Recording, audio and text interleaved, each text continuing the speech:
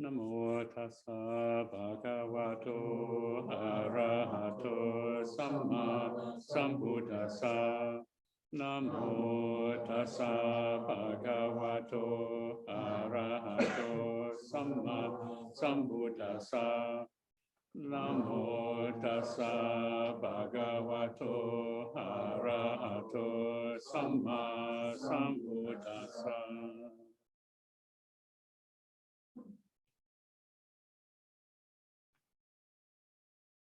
So I'd like you to hello to the people on Zoom, and I'd like us to begin tonight by just listening to this little bit of chanting.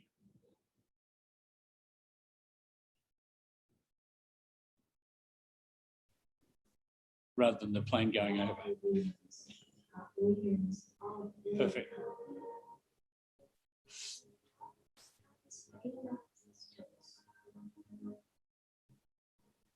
Far down as the lowest plane.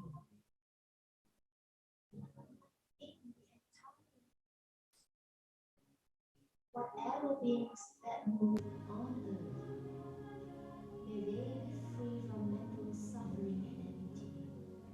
May they be free from physical suffering and danger. As far as the highest plane of existence, to as far down as the lowest plane.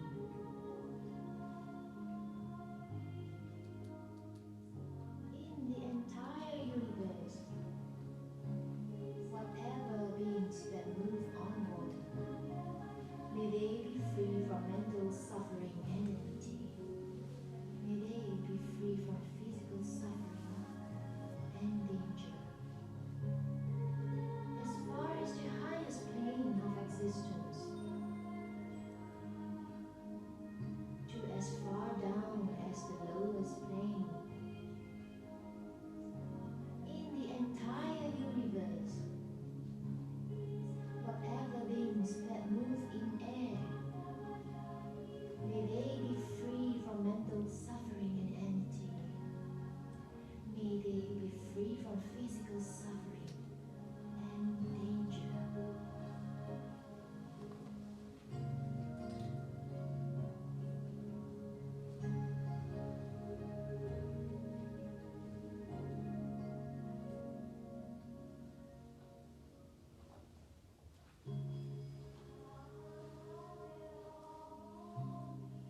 May I be free from enmity and danger.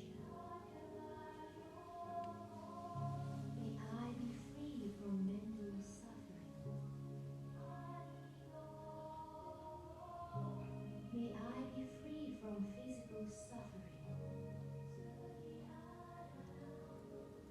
May I take care of myself happily.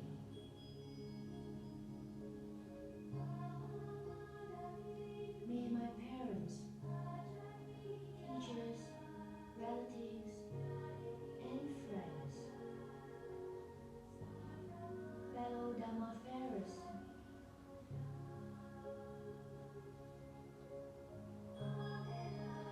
may they be free from enmity and danger.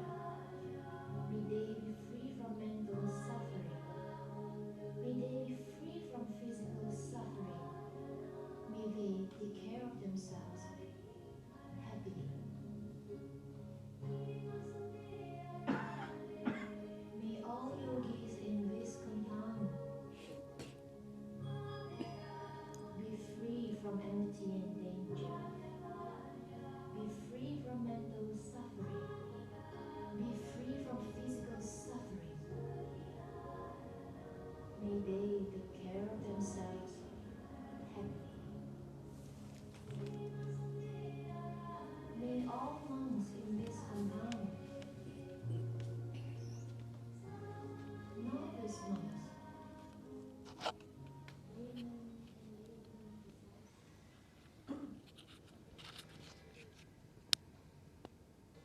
So tonight we're going to try to tease out a few things about metta, and I hope in just those couple of minutes when you were listening to that music and listening to the chanting, listening to the words, that you could notice a little change in yourself. You know? It wasn't heavy metal or rap or something else. Yeah?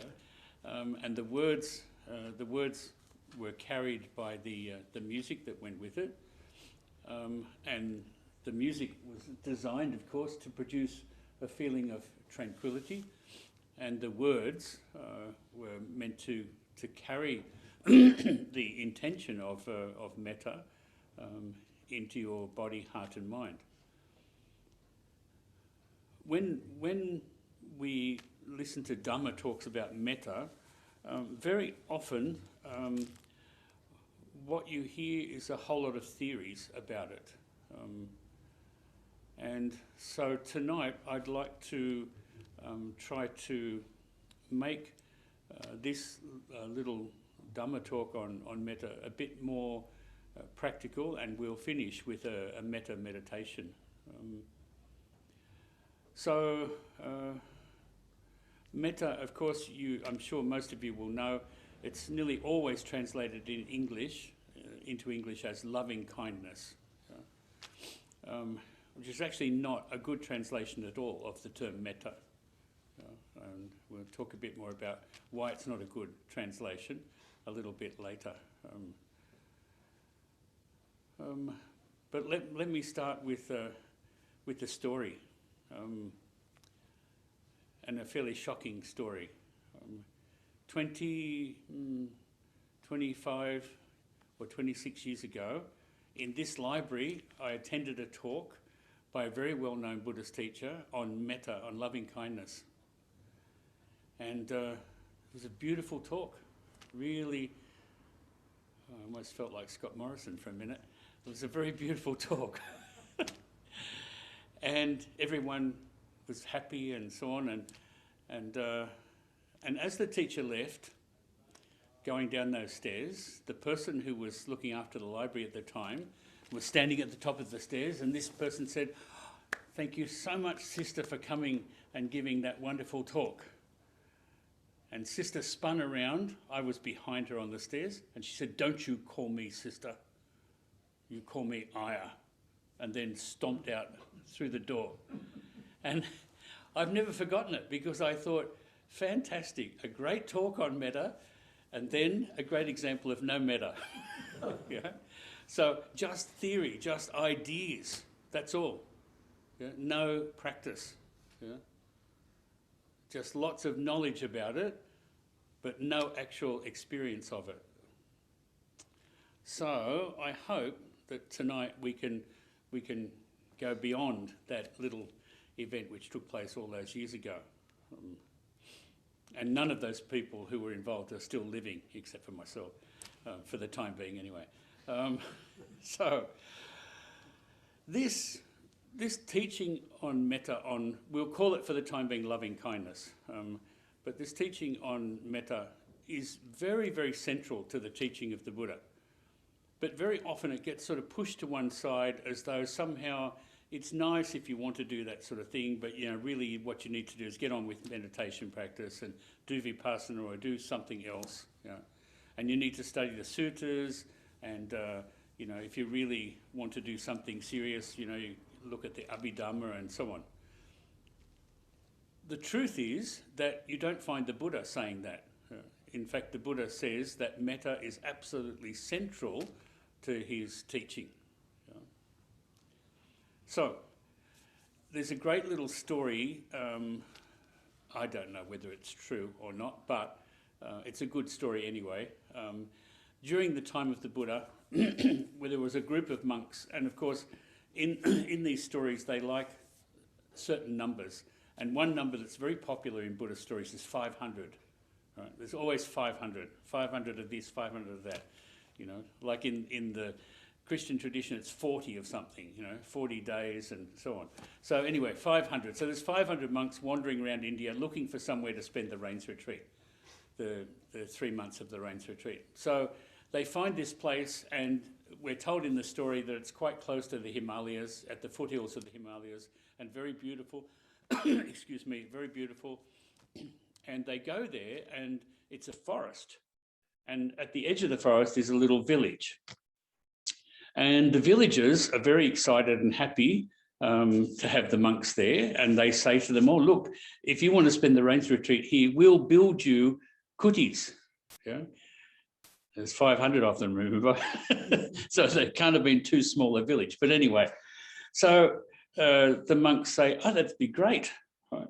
So the villagers build 500 kutis and the monks move in and then the villagers feed them.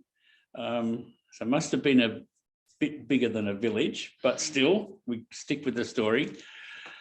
And living in this forest are, you know, in the Buddhist tradition, there are these beings called devas. Yeah? So you get devas that live in trees and some in the earth and some in the sky and so on. A bit like in Greek mythology, you know, where you have the, what are the dryads and nereids and anyway.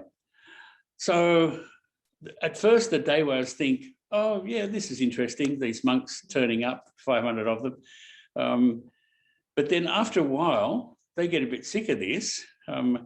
And a bit like, I remember as a child, my parents once were driving, they were going on a holiday and they drove to somewhere like Cowra, you know, Western New South Wales, and the car broke down. And a very lovely family helped them to get the car to a garage and they got it repaired and all the rest of it. And my foolish parents said, if you ever come to Sydney, you must come and stay. Well, they did. And they stayed for about 2 weeks. and I remember my parents nearly going berserk, you know, after the first week, and then the second week they were tearing their hair out. And so these devas had the same experience. They thought at first, oh, these monks, that's nice, you know.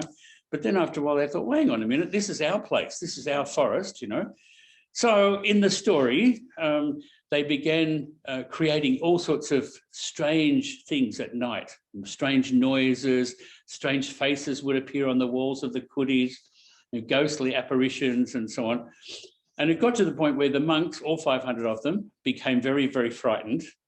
And they said to the head monk, whoever, we're not told who he was, but whoever he was, you know, this is that we can't stay here. So he said, okay, well, let's go and ask the Buddha what to do about this.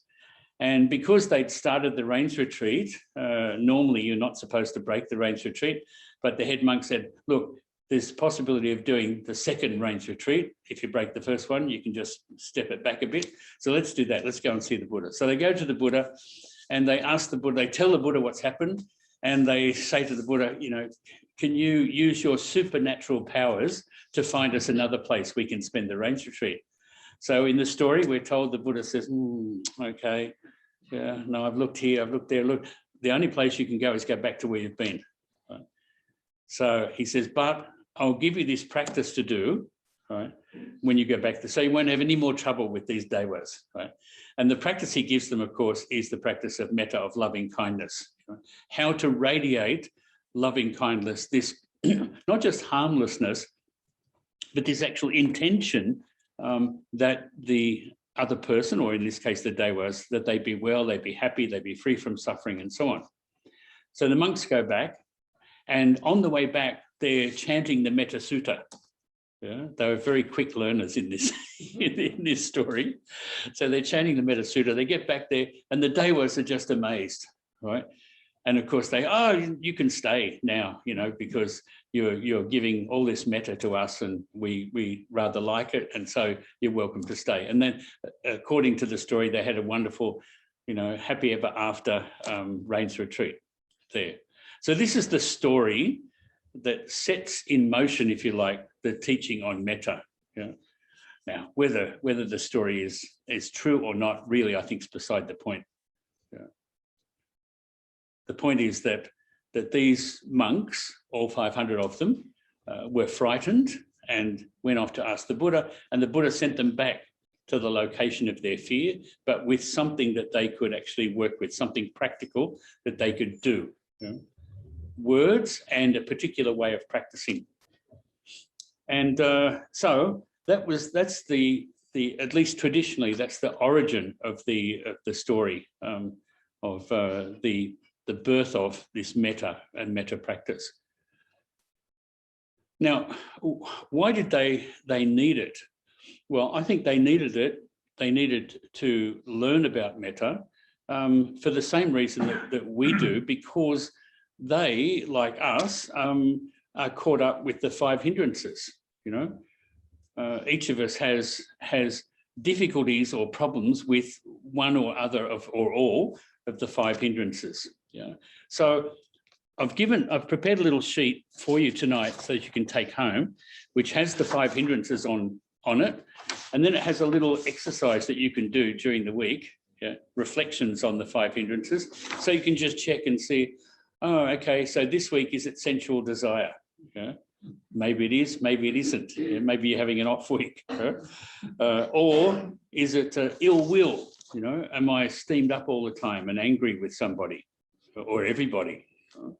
Or is it sloth and torpor? I don't feel like doing anything, yeah, this week. So it's just a little checklist that you can have a look through and see, you know, are any of these things applicable to me this week? Yeah. Not as a sort of an exercise in beating up on yourself, but just being realistic, because the Buddha would not have taught metta practice unless we had certain difficulties that we needed to get over. And some of those difficulties can take years and years and years to get over. You know, I've told you before, Tralig Rinpoche, when he was alive and he was living in Melbourne, he used to say to me all the time, oh, Teja Dhammo, he said, you Westerners are crazy, you know. He said, people come here and they say to me, I've got this problem, I've got that problem, you know. And he says, I ask them, how long have you had this problem? And they say, oh, 18 years. He says, well, it'll take you that long to get over it, you know, to overcome it. You can't come in and think, oh, I'm just going to, you know, because, you know, I've come here, it's all going to sort of change and end. So I think the first thing to do is to recognize that we need metta, we need this practice because we've got these problems and difficulties. And if we don't have them, then we also experience them from others. You know, I think it's pretty blindingly obvious that even if we make a real effort and we try, you're still going to run into people that rub you up the wrong way, one way or the other. You know, I've said to some of you before, some people have a really false view of what life in a monastery is like. You know, everyone's floating around, you know, but it's not like that at all. It's like being sandpapered to death, you know, because it's living with people you would not choose to live with. Yeah, and that's the whole point, because you've got to make an effort to see, okay, why do I get annoyed with this person? Is it their fault or is it my fault? And of course, it turns out to be my fault. I don't want it to be my fault, but that's what happens. And you know, a few weeks ago, we looked at Shantideva, and he says, you know, the enemy is the person who's the best teacher, you know, because they expose what's wrong. So keep an eye out then during the week for those 5 hindrances. So the Buddha gives a great deal of emphasis to metta, and I just want to read to you a couple of small pieces that give you an idea of why that's the case, or of what the Buddha has to say about the development of metta. Now, there's a whole lot of them in the suttas, but these are just a few. Well, first of all, the Buddha gives a lovely little teaching in which he says, what's the advantage of practicing metta? You know, what do you get out of it? You know, and this is only my view, but very often in the West, when people are trying to practice Dhamma, it's because they want something. Yeah, it's that kind of consumer mentality, you know. So if I go to the retreat and I tick off the retreats I've done, I must be getting closer and closer to enlightenment, you know.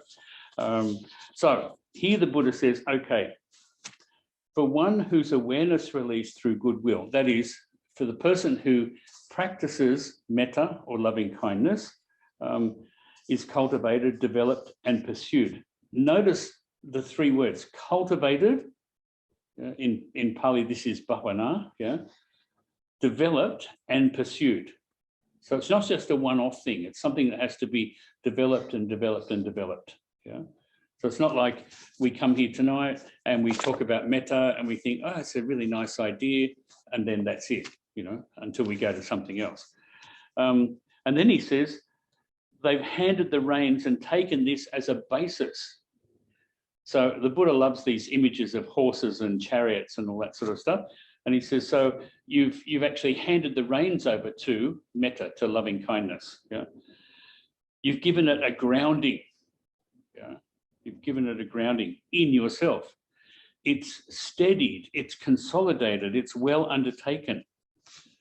So there's a lot of things the Buddha says, you know, it's not just like giving a little bit of a thought to loving kindness. It's actually, if you like, really deeply embedding it within yourself. Now, I'd like to put it a slightly different way. I'd say it's clearing out the muck and discovering that it's already there. Yeah. If we take all the other stuff out or let the other stuff fall away, we discover, oh, yes, there is this loving kindness quality there. So the Buddha says, okay, if you're interested in rewards, these are some of the things you can expect. You will sleep easily. Well, that's a good one, isn't it? To be able to sleep easily. You will wake easily. Also a good one. And we can, I'm sure we can ask ourselves how we sleep and how we wake. You will dream no evil dreams. Yeah? If you really develop this quality of loving kindness within yourself. You become dear to other human beings. So other people will cherish you if you've got this heart and mind full of metta. You'll be dear to non-human beings. Remember, at the time of the Buddha, this was a very important area because animism was very, very strong at the time of the Buddha. And if you go to somewhere like Thailand, it's still very, very strong. You know, you see outside a Thai house, the spirit house. Yeah. And usually it's there because they've had to cut a tree down or something like that. So they feel they have to build something for the spirit to live in, for the Dewa to move into. Yeah. Or there are certain trees in a particular area, you mustn't cut them because there's a Dewa that lives in those. So these are non-human beings. The Dewas will protect you. Yeah, so that these beings will protect you. Neither fire, poison, nor weapons can touch you. Your mind becomes focused very quickly. Your complexion is bright. Yeah. So one for the Kardashians. Your complexion is bright. You die unconfused. Yeah, unconfused. And that's, you know, that's very important to be able to die unconfused. So he says these are the benefits that you can expect if you develop this kind of practice. So they're the benefits. Then he goes on to, in other suttas, he says, if someone were to give a gift of 100 serving dishes of food in the morning and 100 at midday and 100 in the evening, he's talking to the monks, right? And clearly this must have been spoken before the rule about not eating after midday came in. Yeah? Because remember, the monks were very naughty. They started driving people crazy, you know, going around in the morning and then going back at midday and then going back in the evening, you know, what's on offer. And the lay people came to the Buddha and said, this has got to stop, right? These guys are driving us mad. So this little teaching must have happened before the Buddha changed that rule.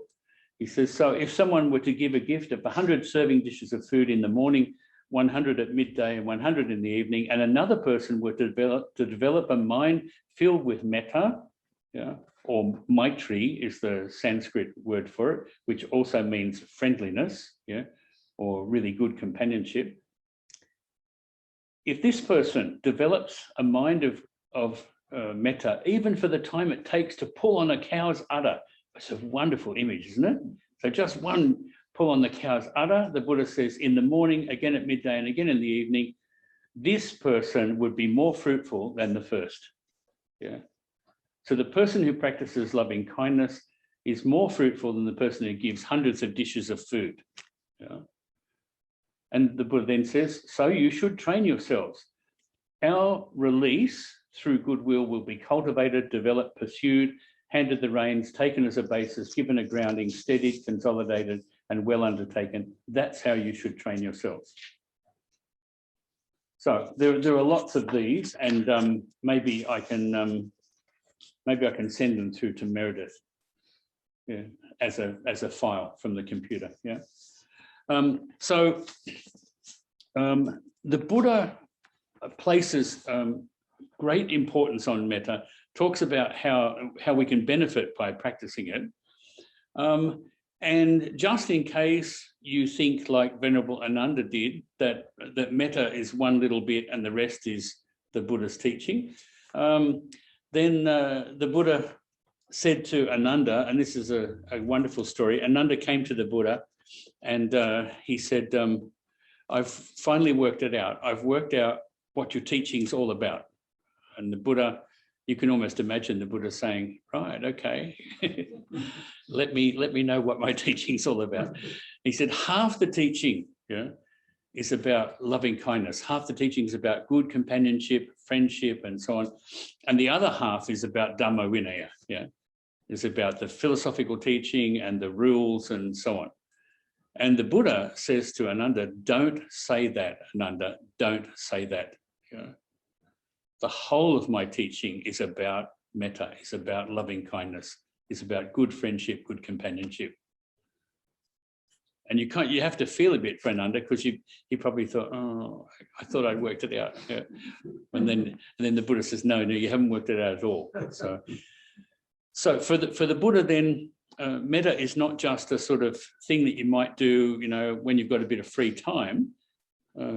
For the Buddha, metta is at the very heart of what his teaching is all about. So I mentioned before, there's another nice little sutta I'd like to just read to you. I think, yes, here it is here. This is in the Itivutika, which is a very small collection of texts. And this says, this was said by the Blessed One, said by the Arahant. So I've heard. So this is Ananda recalling this. Monks, with regard to external factors, I don't see any other single factor like friendship with admirable people as doing so much for a person in training who has not attained the heart's goal. So a person who's still trying to develop themselves, develop their practice, the Buddha says the best thing is to have good companionship, good friendship, with admirable people.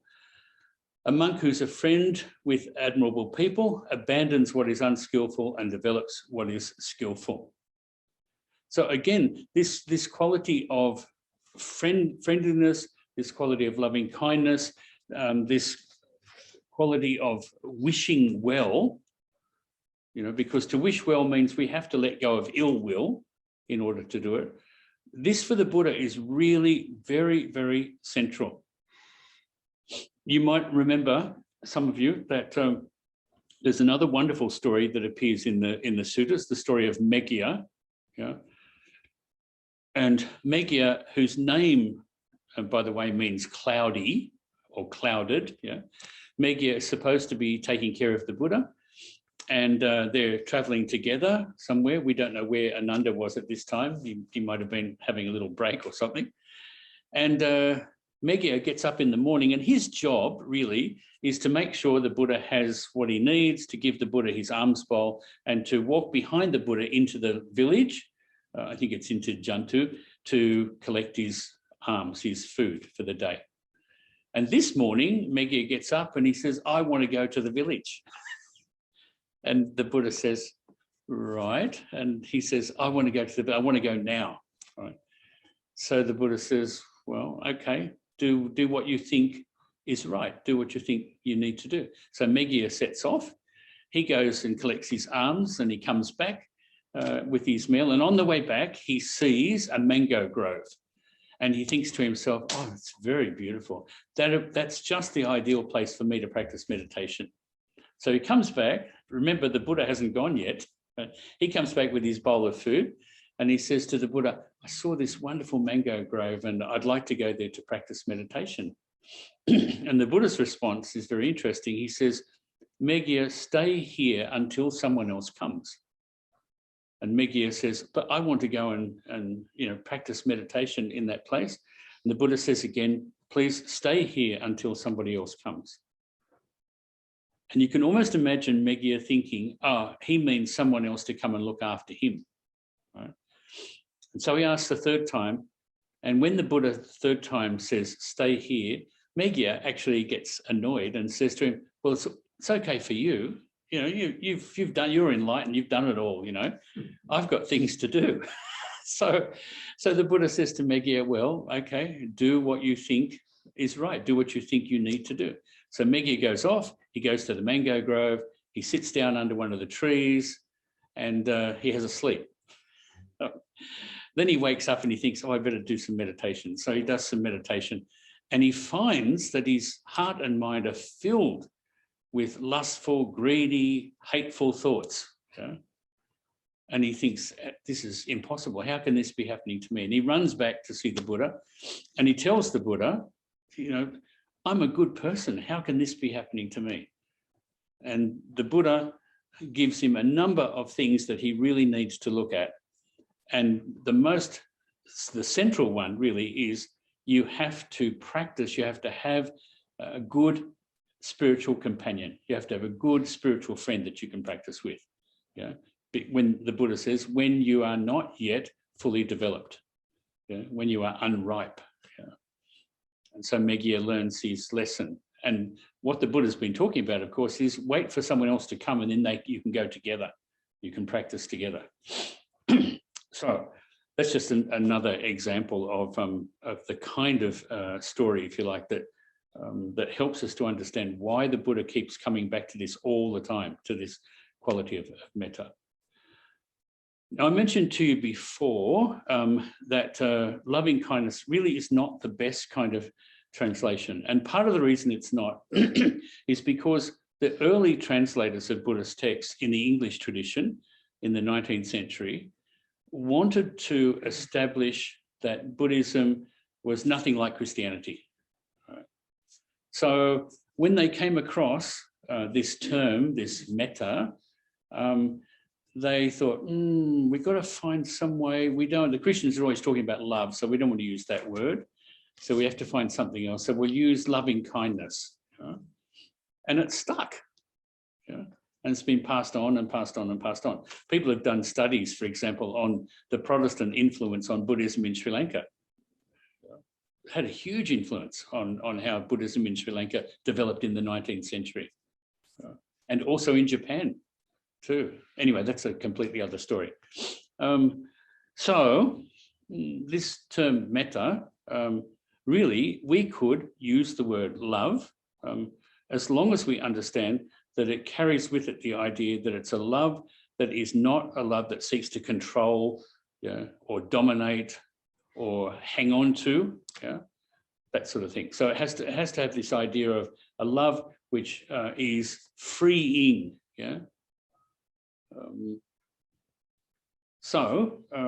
This exists in the Western tradition, of course. If you think about the term agape or even caritas, which we associate with the idea of charity, but actually first meant this idea of a love which was unattached, which was simply directed towards others in that non-grasping, non-controlling way. And if you think about the times in which we live, in which domestic abuse is such a big issue, well, I can see plenty of reasons why people ought to be helped to develop metta, to develop this quality of loving kindness. See, it's such a habit. But anyway, I think you know what I'm getting at. I've prepared for you a sheet that has the hindrances on one side, but on the other side is the Metta Sutta, which is from the Sutta Nipada. But I chose to give you, instead of the old traditional version, I chose to give you Venerable Thich Nhat Hanh's version. And he's not afraid of the word love. So he uses love instead of loving kindness. And I think when you read it, and maybe can you hand them out? for me, Meredith. Here we go. And we just have a look at it now. I'm just a bit worried about the time.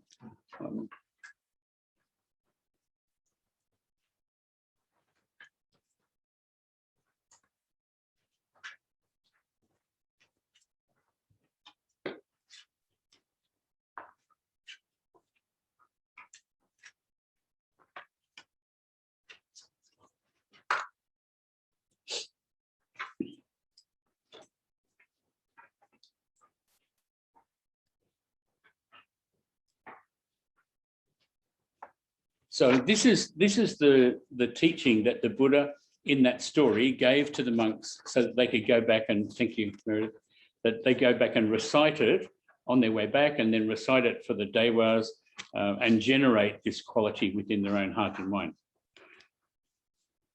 So he or she who wants to attain peace should practice being upright, being humble, and capable of using loving speech. He or she will know how to live simply and happily, with senses calmed, without being covetous and carried away by the emotions of the majority. You can see, those of you who are familiar with it, that this is a very modern kind of translation.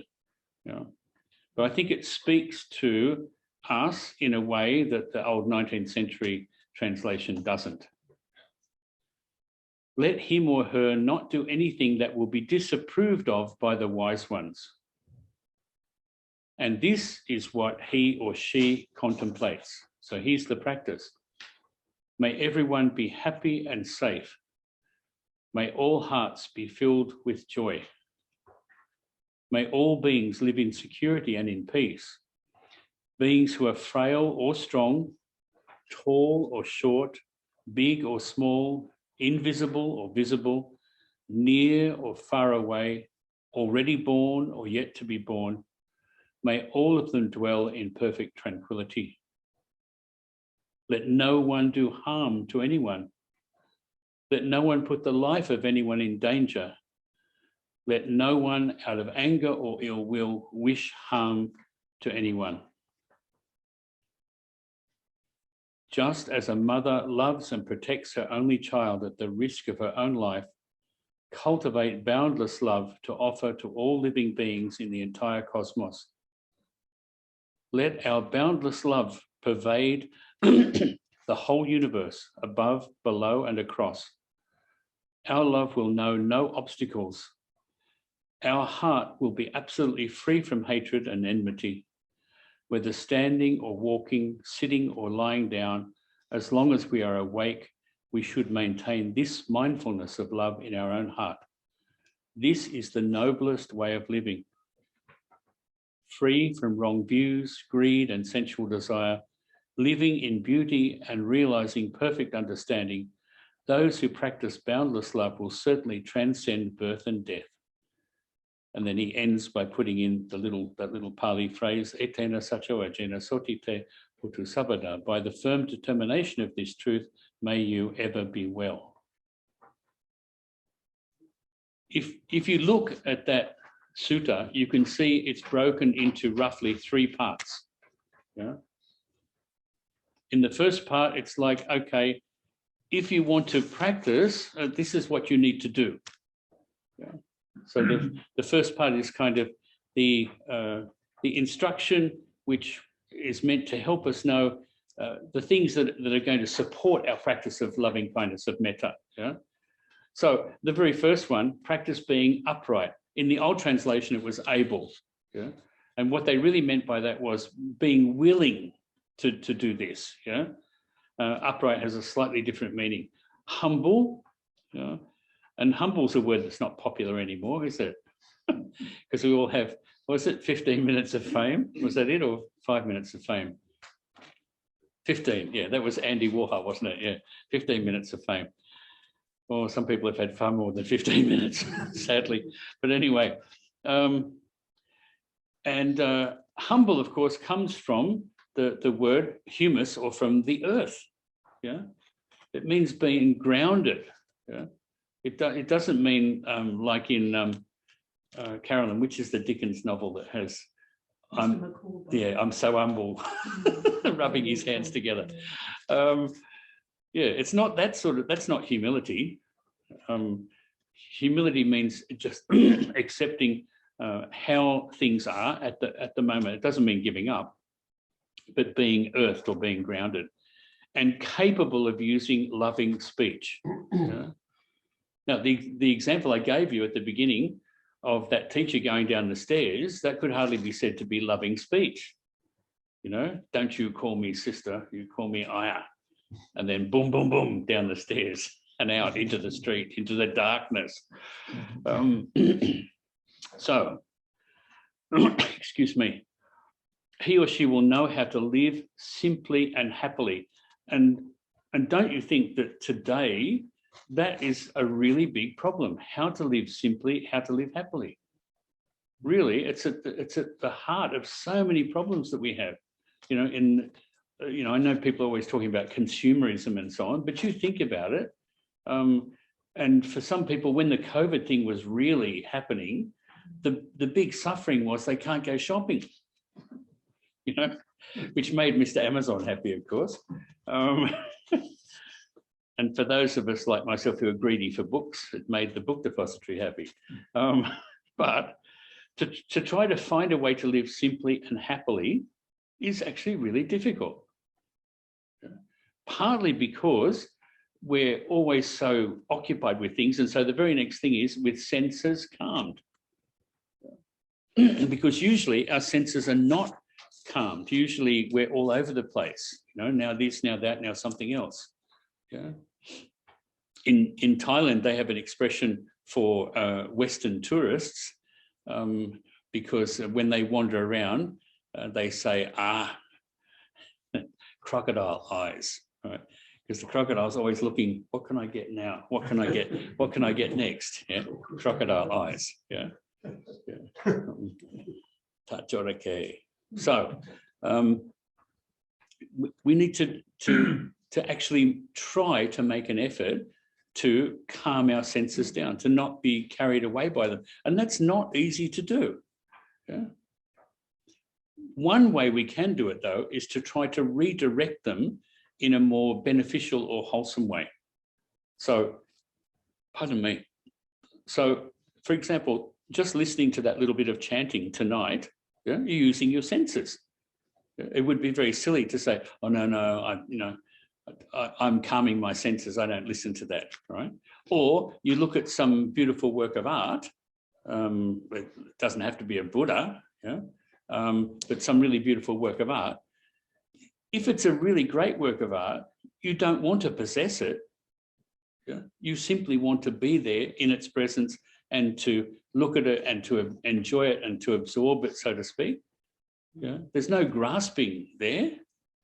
Yeah? There's a wonderful little book called Pictures and Tears, which was written, it's a few years ago now, and it's an account of, I think it was a lady who wrote the book, and she just collected all these accounts of people coming into contact with great works of art and being reduced to tears or weeping in front of them. And she tries to work out what is it about these things that cause this effect. And you've got all sorts of there's works by Rothko and works from the Renaissance and Baroque works, all sorts of things that reduce people to tears or that they weep in front of them. Yeah. So it's not that the senses, it's not there's anything wrong with the senses. It's a question of calming or directing the senses in a good and wholesome and skillful way, which is not easy, particularly the way we live now. You know, with the iPhones and iPads and all sorts of stuff. You know, I remember at Sangha Lodge, not last year because we didn't meet, but the year before, and a couple of little kids came up and said, "Hey, Bhante, look at this, look at our iPads." Yeah, and I said, "Yeah." I said, "But you already had iPads." "This is the new one," they said. And so then their mum came along, and I said, "I thought they already had iPads." "Oh yeah, but Bhante, they drove me mad until I bought them the new ones." Yeah. Well, that's hardly training people to have their senses calmed or or not being covetous, which is the next one, without being covetous and carried away by the emotions of the majority. And that's really quite a big thing, isn't it? Carried away by the emotions of the majority. So that's sort of setting things in motion, if you like. Then let him or her not do anything that will be disapproved of by the wise ones. That is, by people that we respect. Yeah, it doesn't mean clever ones. It means those who've actually got some wisdom, people that we might be able to respect or look up to. So, like I remember when I was living with my teacher in Thailand, I would be aware sometimes I was going to do something or other, and then I would think, oh, I think Tan would not be happy about that. That doesn't mean I didn't do it sometimes. I remember on one occasion going to the post office, and in the Theravadan tradition, you always have to ask your teacher, can you go somewhere outside the monastery? And he was having a little sleep in the afternoon because he was a very old man. And he had those crazy metal shutters, you know, like they have in front of shop houses in Southeast Asia. You can see through them, but you can lock them. So he had this on the front door of his kuti, which was downstairs. And I saw some of the dekwat, some of the kids who lived at the monastery. And I said, oh, Tancha Kun. They said, oh, he's having a sleep. So I said, oh, okay. So off I went to the post office, and I came back, and I said to the kids, Tancha Kun, oh no, he's still asleep. I said, okay, that's good. So I got away with that. And then we met up for a cup of tea as he opened the shutters and everything, and we sat down and had a cup of tea. And then he said to me, many people at the post office? and I said, oh, there were a few. And he said, please tell me when you're going to do things like that in the future. But, you know, if it was someone else, you wouldn't worry. You might say to them, mind your own business, yeah, if I want to go to the post office. So, and then this part of the sutta goes on and says, this is what he or she contemplates. So this is what you're turning over within your own heart and mind. May everyone be happy and safe. May all hearts be filled with joy. Now that's quite a task if you think about it.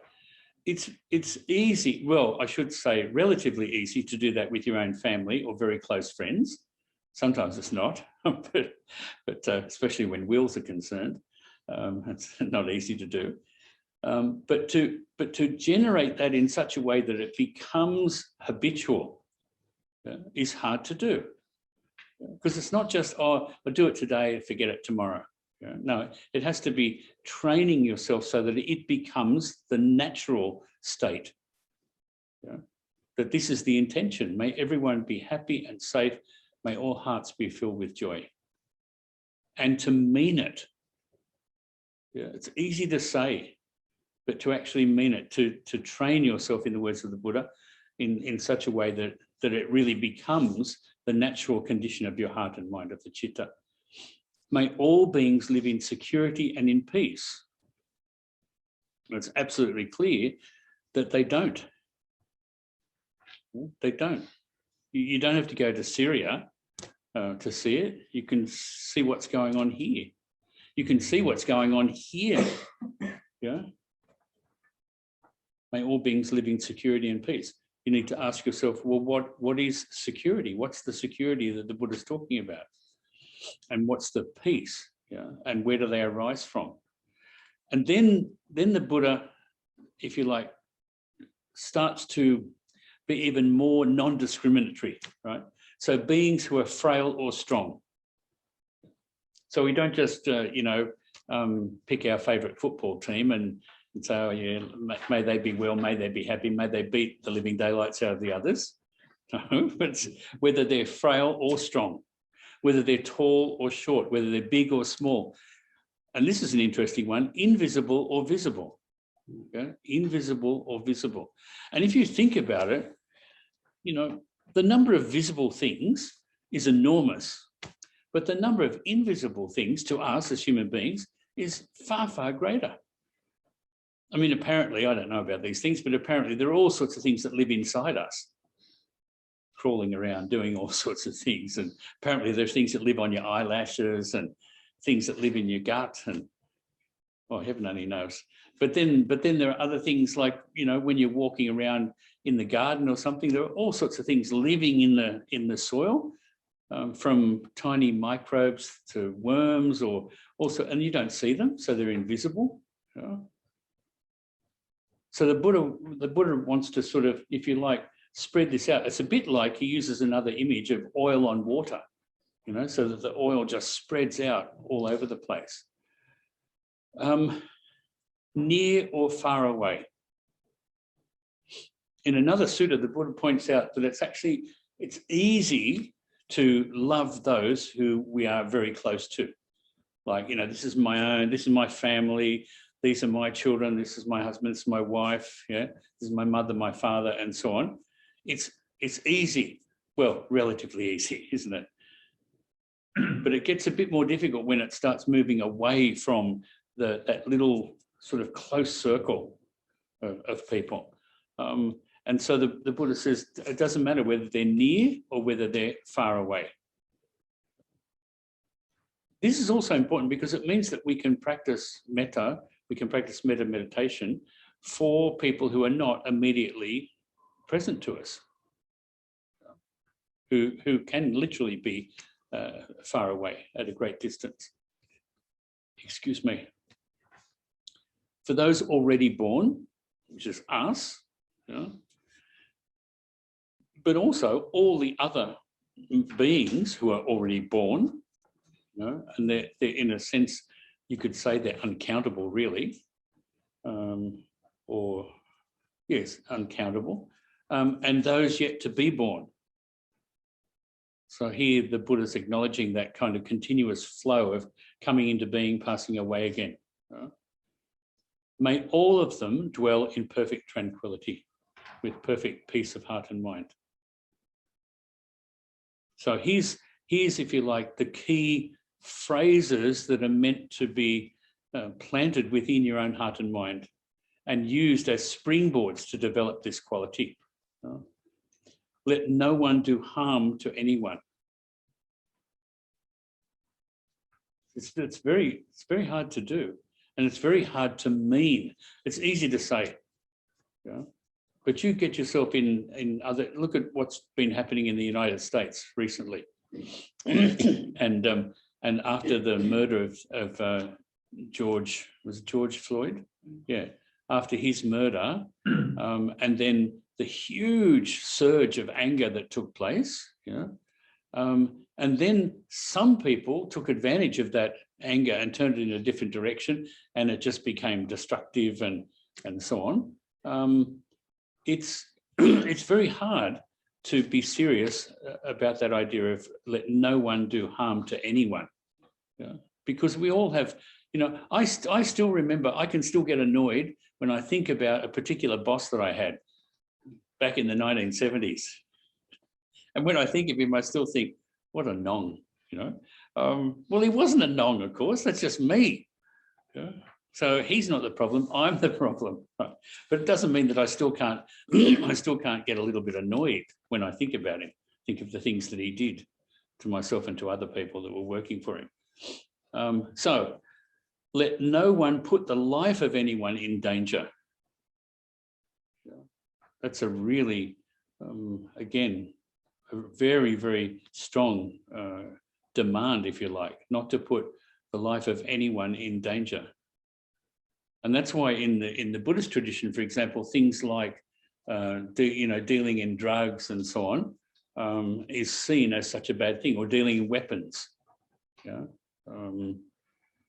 So for monks, for example, they're not allowed to attend a battle. Unlike in the Western tradition, where you actually had some monks who fought in battles, not just the Knights Templar, but there were other monks who fought in battles, but you weren't allowed to kill them if you weren't a monk. So you had to make sure that if they had the tonsure, you couldn't hit them. They could hit you, but you couldn't hit them. You had to find a monk on your side to hit them. wonderful system. So, let no one put the life of anyone in danger. Let no one out of anger or in ill will wish anyone harm. Now, that one is really at the very center, isn't it? Let no one out of anger or in will wish anyone any harm.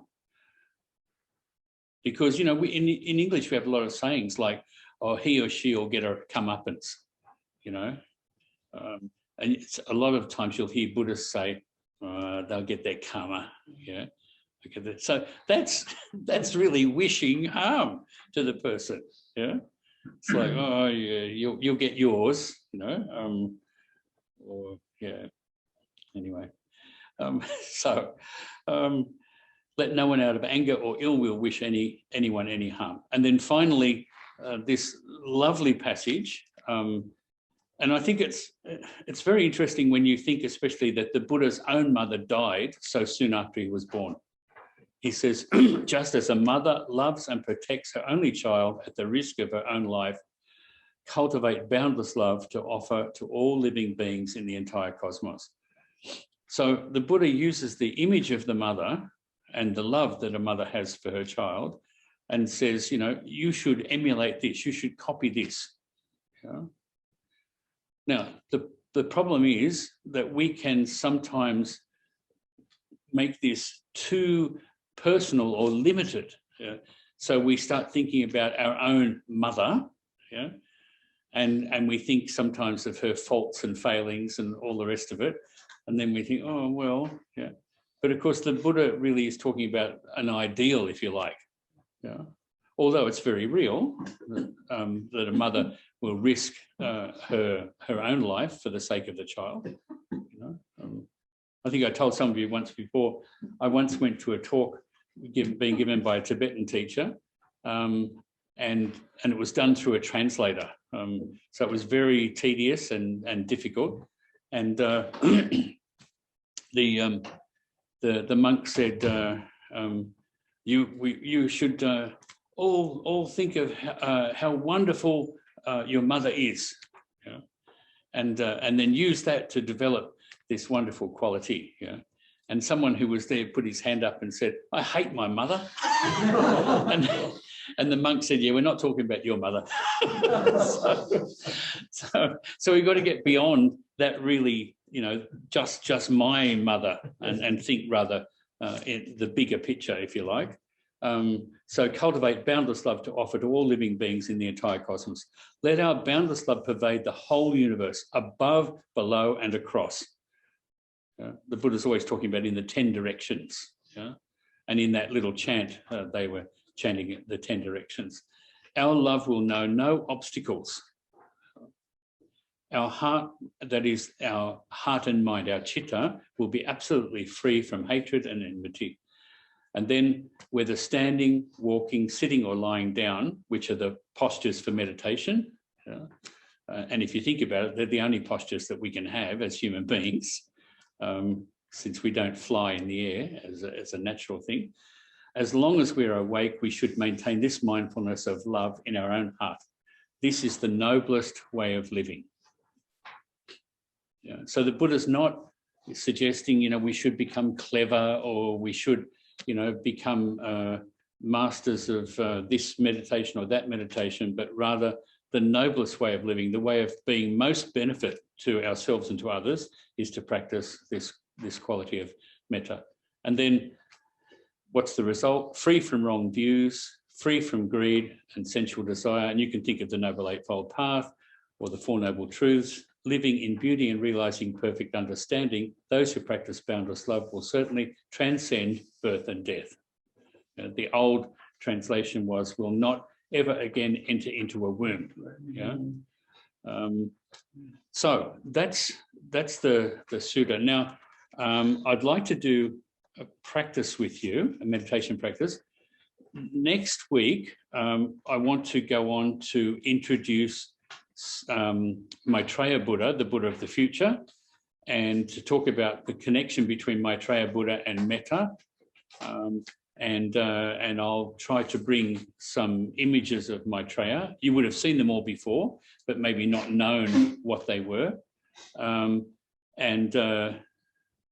to share a couple of really lovely teachings to do with Maitreya Buddha, who is the Buddha to come, the next Buddha.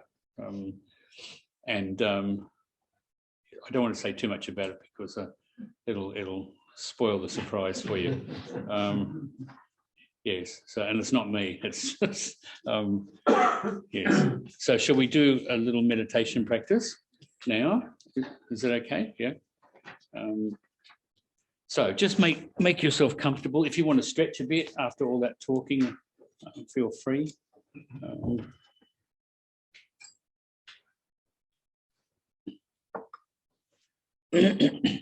There are many different ways of practicing metta meditation, and this is only one.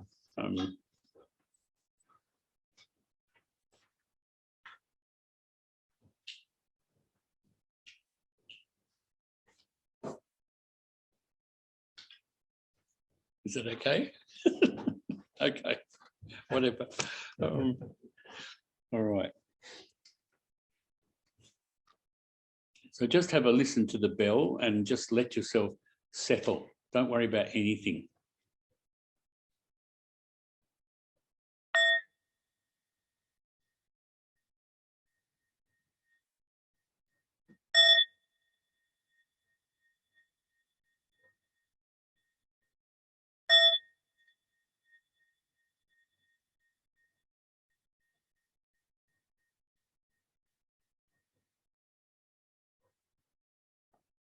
So just as the sound of the bell radiates out from the bell itself, flowing throughout the room, we try in this practice to radiate loving kindness for ourselves, for those who are present with us tonight, for those who are on the Zoom, and for all suffering sentient beings. So just take a few moments first to really let yourself relax, let the body settle.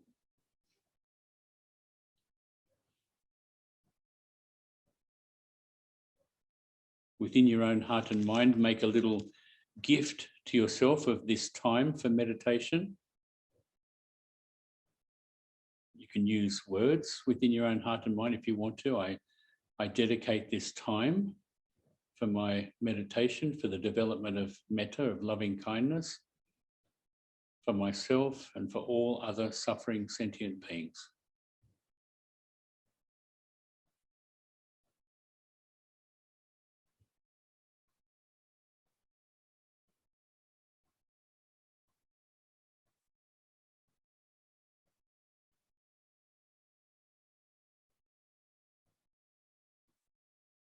And now very gently and simply call to mind anything at all that's been troubling or disturbing or agitating the body, the heart, the mind for the last few days or the last few weeks.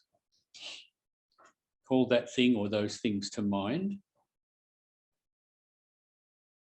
And then with a simple act of will, that is being willing, just let them go for the time of the practice. You can always come back to them later if you choose to.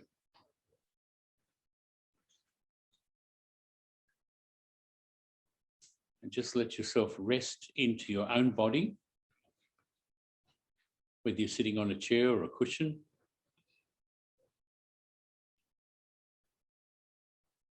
Let yourself be gently aware of the body.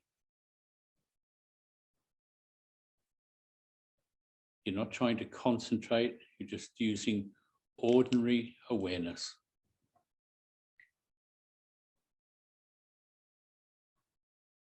Being aware of the body sitting here in this space at this time.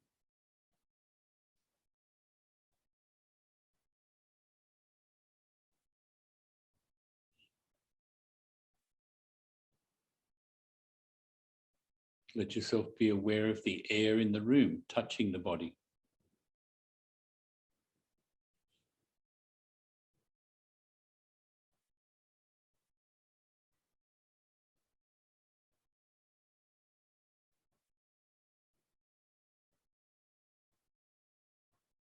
Let yourself be aware of the air in the room as it flows into your body with each breath and then flows out again.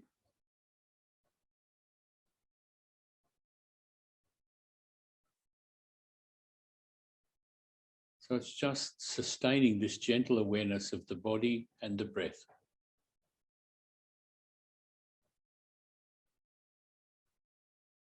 And letting both body and breath become more relaxed, calmer, more peaceful, more centered.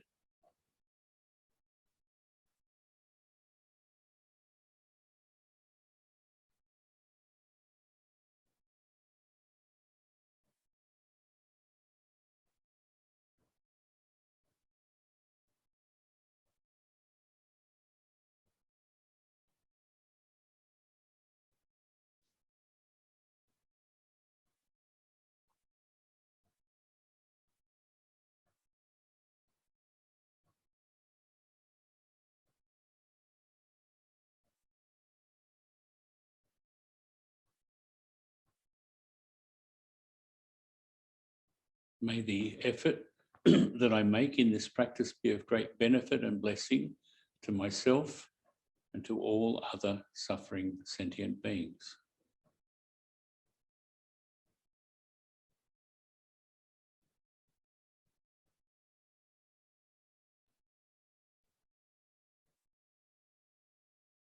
And very gently and very simply, call to mind a person for whom you have strong feelings of love and affection.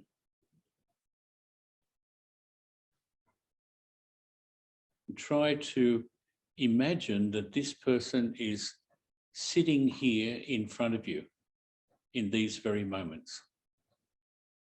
If you like to use visualizing, then by all means you can visualize the person there, but otherwise just work with a sense of their presence as if they are here right now in front of you.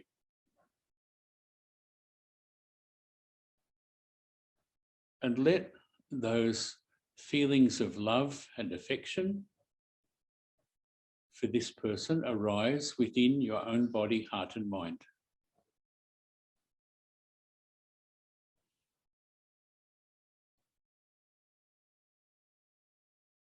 Let all the good thoughts and feelings and wishes flow out of your own heart and mind toward this person.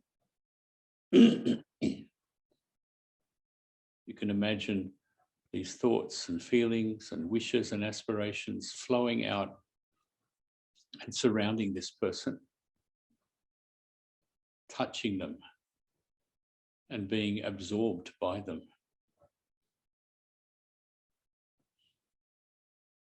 And if it helps you, you can use within your own heart and mind the words of the practice as you hold the awareness of the presence of this person before you. May you be well. May you be happy. May you be free from suffering and the causes of suffering. May you know happiness and the real causes of happiness.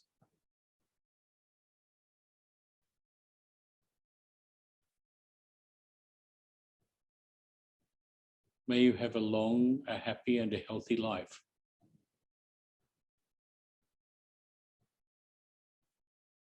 May all that is good, wholesome, skillful, and beneficial flow toward you in these very moments. And may all that is harmful, unwholesome, and unskillful flow away from you. May you be well. May you truly be happy.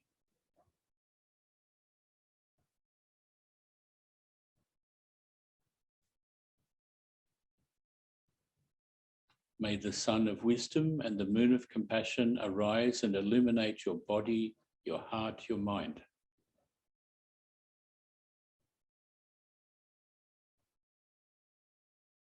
May you be free from all greed and grasping and unwholesome attachment of every kind. May your heart and mind be free from anger and hatred. May you be free from the poison of aversion.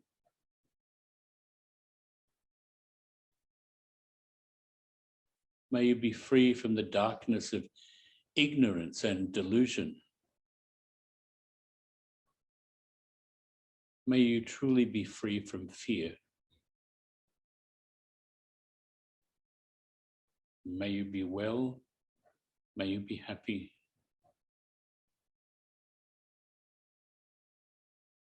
May you know real peace of heart and mind.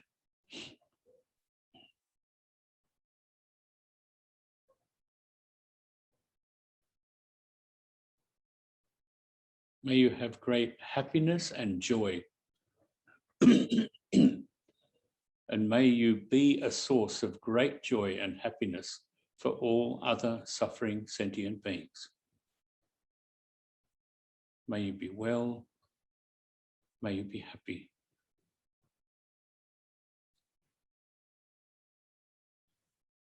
May you come quickly to the complete freedom of heart and mind, which is Nibbana.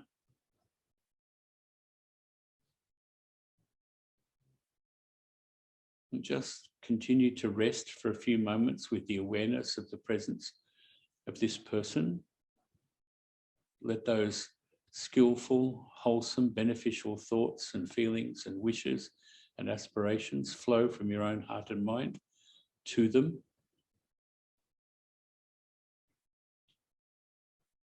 Just imagine them being absorbed by that person, benefiting that person, blessing that person. May you be well. May you be happy.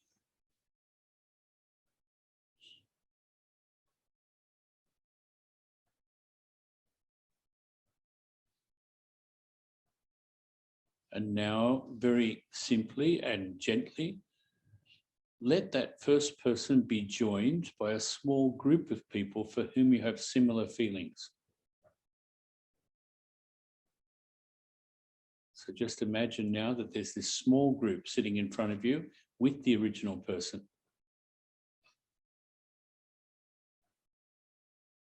And let those same thoughts and feelings, wishes and aspirations arise within your own body, heart and mind, and let them flow out to this small group of people.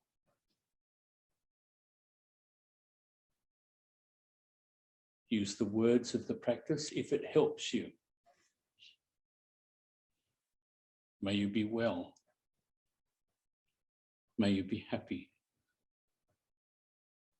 May you know real happiness and the causes of real happiness. May all that is good and wholesome, skillful and beneficial flow toward you in these very moments. And in these same moments, may all that is harmful, unwholesome and unskillful flow away from you. May you be well, may you be happy.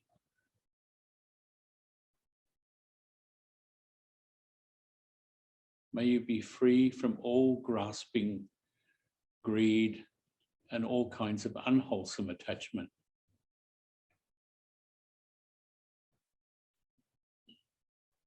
May your heart and mind truly be free from hatred and ill will and anger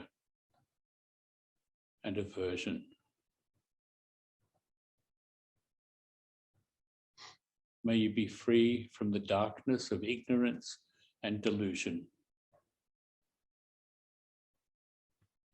May you be free from fear. May you be well. May you be happy. May the sun of wisdom and the moon of compassion arise and illuminate your bodies, your hearts, your minds.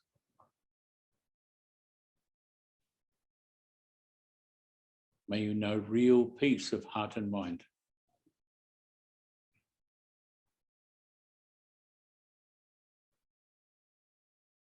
May you have great happiness and joy. And may you be sources of great joy and happiness for all other suffering sentient beings. May you be well. May you be happy. May you come quickly to the complete liberation of heart and mind, which is Nibbana. May you be well. May you be happy.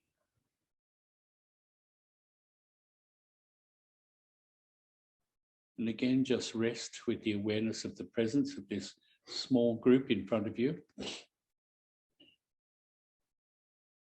And let those wholesome, skillful, beneficial thoughts and feelings and wishes and aspirations flow out to them.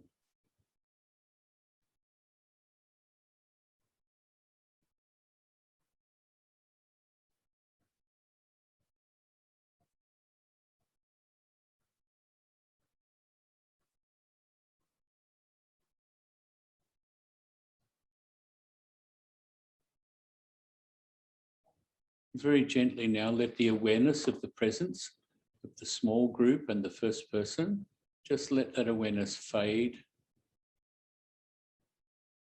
Let yourself rest for a few moments in the awareness of your body and your breath.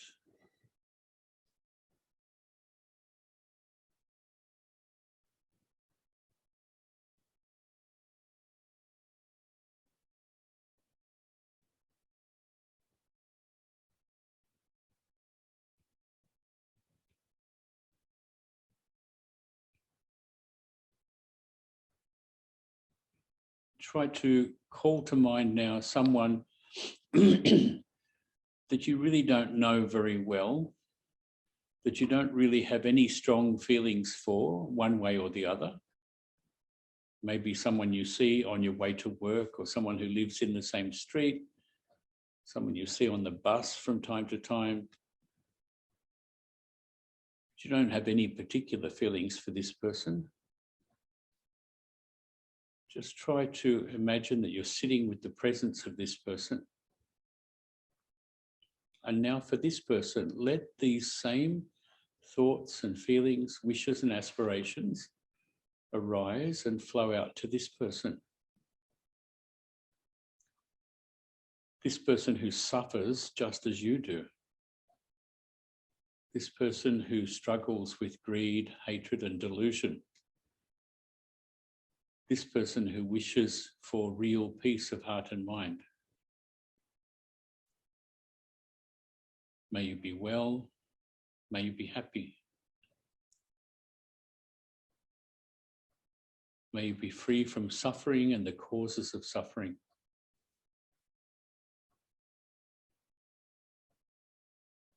May all that is good, wholesome, skillful and beneficial flow toward you in these very moments.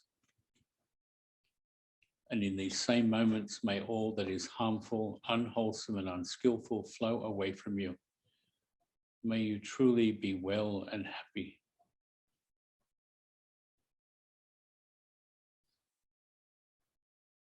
May you be free from grasping, unwholesome attachment of every kind and all greed. May you be free from anger and hatred. May you be free from aversion.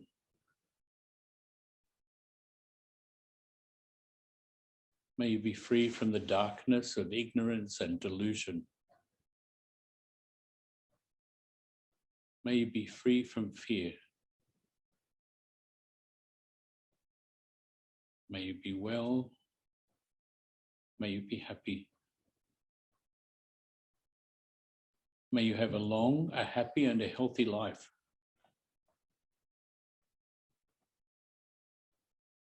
May the sun of wisdom and the moon of compassion arise and illuminate your body, your heart, your mind.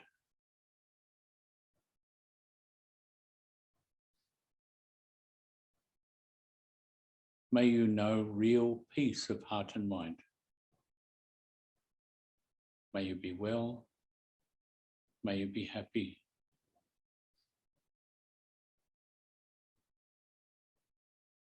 May you have great happiness and joy. And may you too become a source of great joy and happiness for all other suffering sentient beings. May you be well, may you be happy. May you come quickly to the complete freedom of heart and mind, which is Nibbana.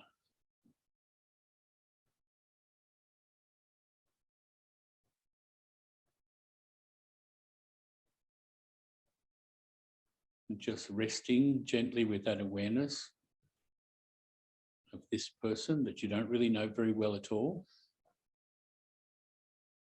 Allowing these good and wholesome and skillful and beneficial qualities to flow out of your own heart and mind to them.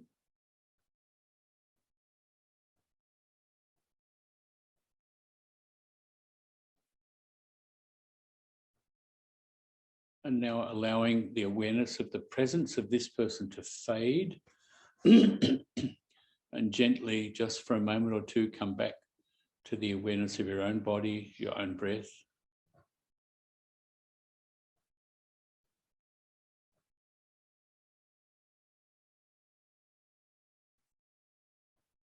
And now remind yourself of the presence of all the people sitting with you in this room tonight. Some you know, some you don't know. Some might be old friends, some might be new people, some might be new friends. And allow those same thoughts and feelings and wishes and aspirations to arise within your own body, heart and mind, and to flow out to each person in this room with you tonight, each person who's practicing with you. May you be well, may you be happy. May you truly be free from suffering and the causes of suffering. May you have happiness and the real causes of happiness. May all that is good, wholesome, skillful and beneficial flow toward you, each one of you. And in these same moments, may all that is harmful, unwholesome and unskillful flow away from you. May you truly be well. May you truly be happy. May you have long, happy and healthy lives. May your heart and mind be free from greed and grasping and an unwholesome attachment of every kind. May you be free from hatred and anger, ill will, aversion. May you be free from the darkness of ignorance and delusion. May you truly be free from fear. May you be well. May you be happy.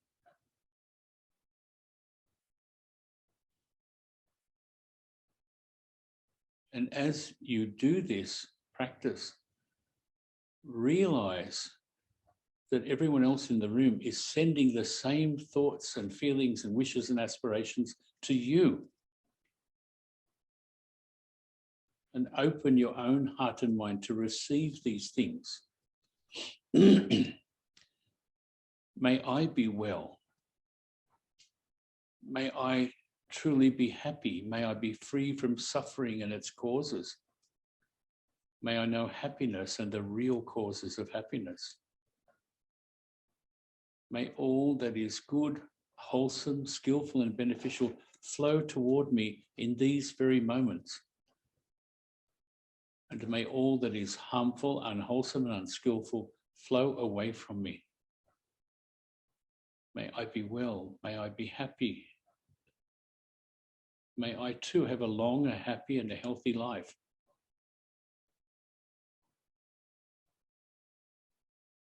And so sending and receiving these things simultaneously, radiating these things to everyone else in the room and receiving these same things back and opening your heart and mind to receive them. May the sun of wisdom and the moon of compassion arise and illuminate your body, heart and mind, and my body, heart and mind. May I know real peace of heart and mind. May you have real peace of heart and mind. May we be well. May we be happy. May we be free from suffering and the causes of suffering.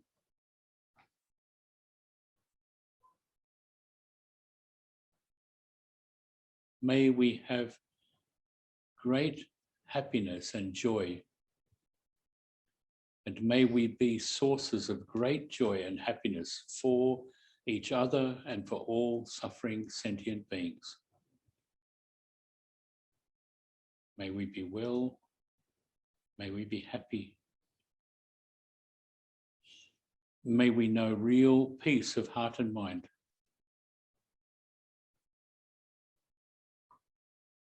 May we come quickly to the complete freedom of heart and mind, which is Nibbana.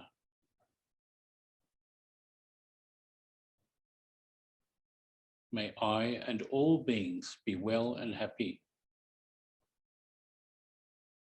May we be well. May we be happy.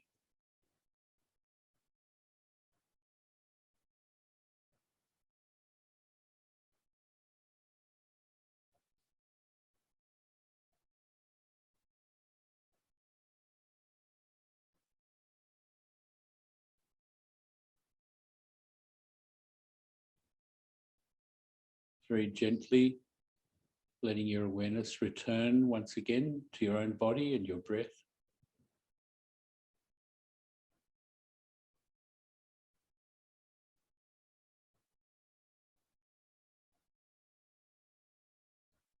Within your own heart and mind, making a little determination.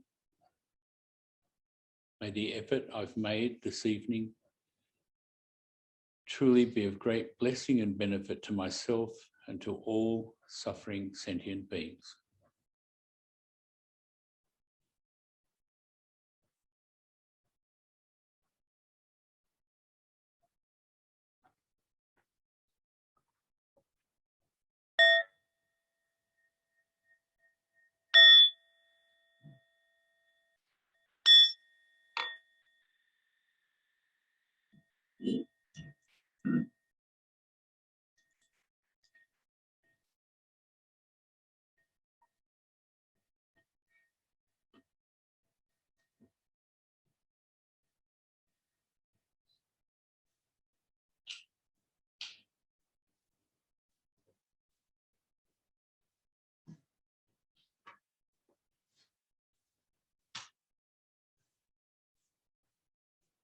So I'm sorry, I had to actually shorten that meditation practice because of time, but we'll do another practice next week. And the focus next week will be on Maitreya or Metta next week in relation to Metta practice and the Buddha's teaching on Metta as well.